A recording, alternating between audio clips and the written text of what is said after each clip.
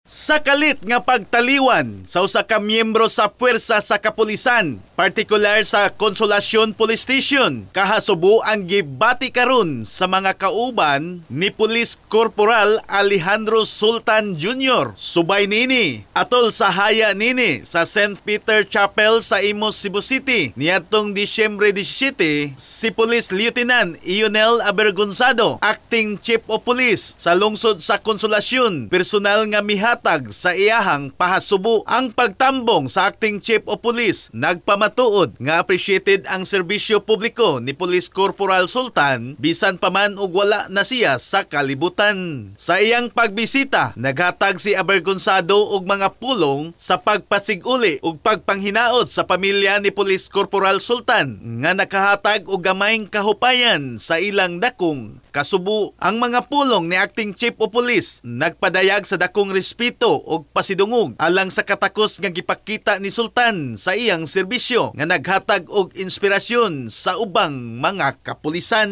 Si Sultan namatay sa gihambin niyang sakit. In the heart of changing lives, ako si Brigada Alan Tangkawan sa 90.7 Brigada News FM Cebu, the Music and News Authority.